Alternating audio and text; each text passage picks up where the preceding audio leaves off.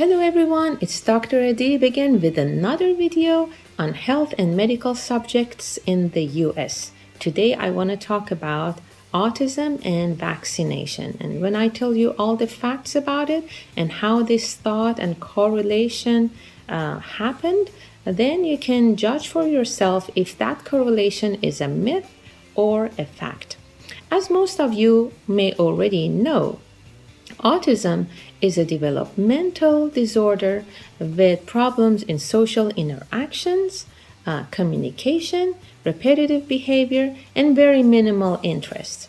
Some cases also have tantrums of screaming for hours, self-injury, or property injury. It's a really sad condition when it's diagnosed in a family, not only the kid, but also the surrounding people, the family, the neighbors, and other peoples may get affected in a very sad way.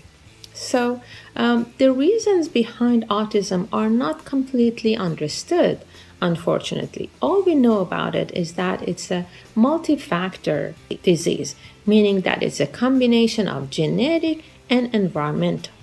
Environmental factors that have something to do with autism are things like infections, rubella infection in specific, pesticides, toxins, air pollutants, and some drugs like alcohol, cocaine, and valproic acid. That's a medicine that we give for epilepsy or seizures.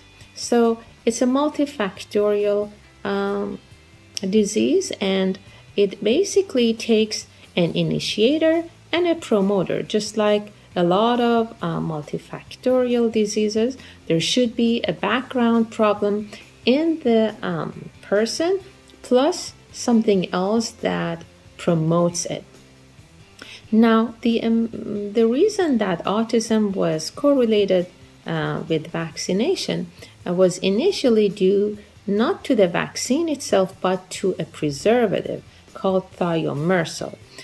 This preservative has mercury in it, and the reason that we use preservative in vaccines is to ensure giving the exact same thing that was made by the manufacturer to the kids or adults.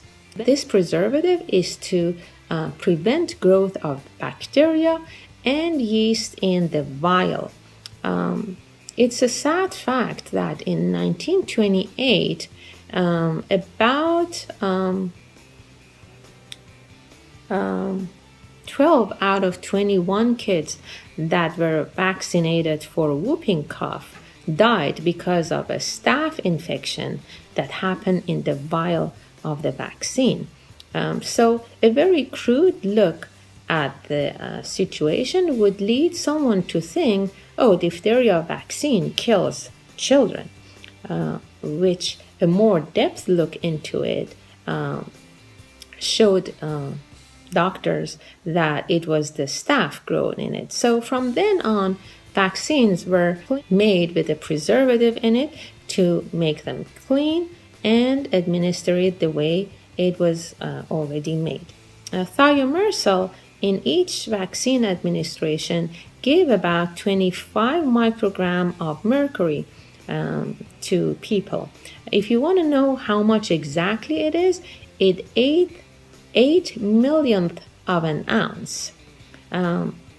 So if you divide 1 ounce into million parts and take 8 parts out of it, that's how much a vaccine has mercury in it.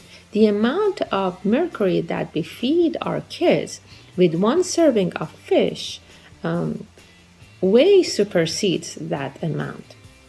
So unfortunately, this thought have been raised by people who did not know exactly how much mercury was in the vaccines and heard of environmental toxins and heavy metal doing something with autism. So this preservative have been removed from any vaccine that is given to the kids in the US and in Europe. But unfortunately, newly happening cases of autism have not decreased, and that change have increased the costs of healthcare because the other preservative that we're using is more expensive. But unfortunately, the number of cases of autism is far more in America than in other parts of the world.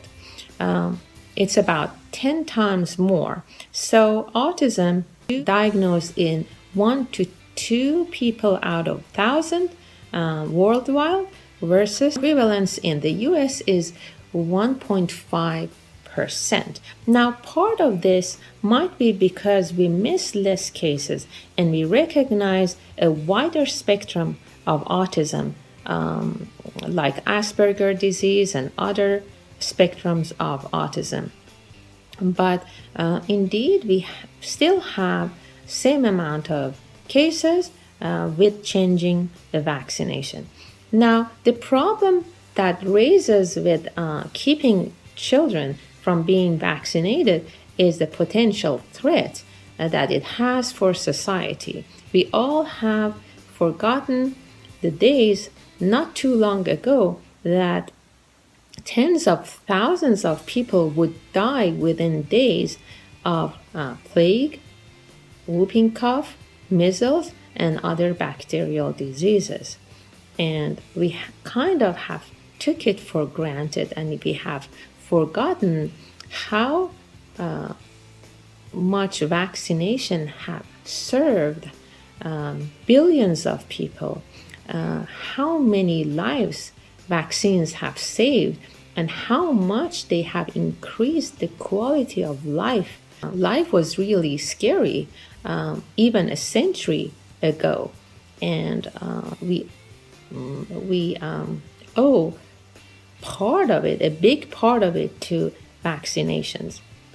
Now imagine you're going to a road trip and you check everything. You check your tires, you check your brake, you tune up your car, and no matter how cautious you are, you still can get hit by a drunk, reckless driver.